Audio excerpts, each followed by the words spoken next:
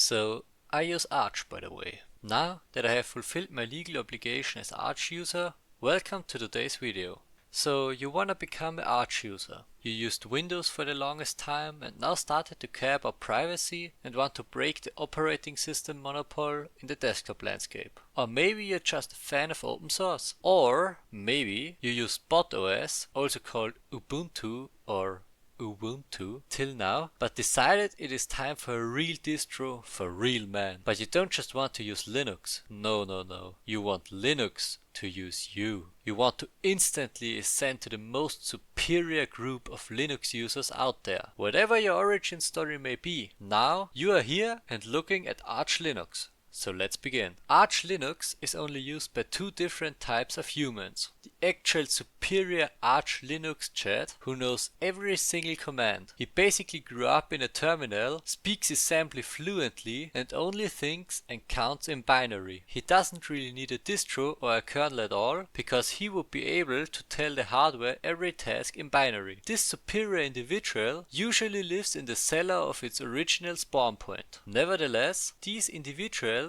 have actually a similar appearance to the Emperor of Mankind. Well, not this.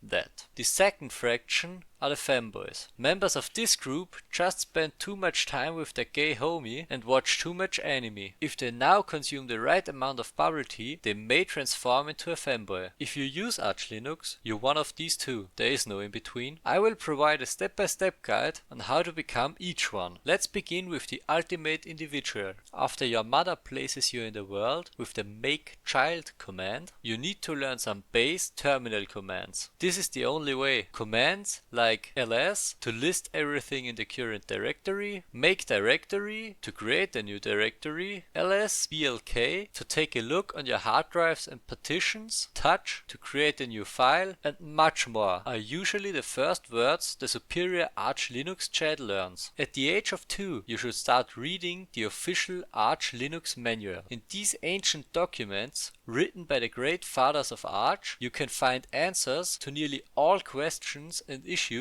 you can possibly encounter with Arch. And you will encounter some. So it's very important to study this all-in-one guide for life. Another great advantage that comes with that act is the fact that you unlock a new phrase and the official right to say it to nearly everyone on the internet asking a question about Arch. RTFM or read the fucking manual is a very important phrase that you will use a lot in your Arch Linux career. As the Arch Chad turns about 6, he tries to execute sudo pacman-s education to get ahead even more. But this attempt only results in a horrendous amount of technical knowledge. Instead of learning history or social skills, he ends up absorbing arcane knowledge of kernel compilation and Gentoo memes. After receiving all dependencies, he is about as intelligent as a 10x developer with a PhD in computer science. To ensure he stays on top, he performs a rm-rf/social life at about the age of 10 to effectively remove all unnecessary distractions like friends, sunlight and basic human interaction. Another vital part of becoming a true Arch user is learning how to properly use Vim, as Vim is the by far best text editor on this planet. By learning all the keyboard shortcuts and Vim commands, the superior Arch Chad is capable of writing everything he wants incredibly fast. Vim allows him to use the keyboard to navigate with the H, J, K and L keys. This results in a much faster and more fluent workflow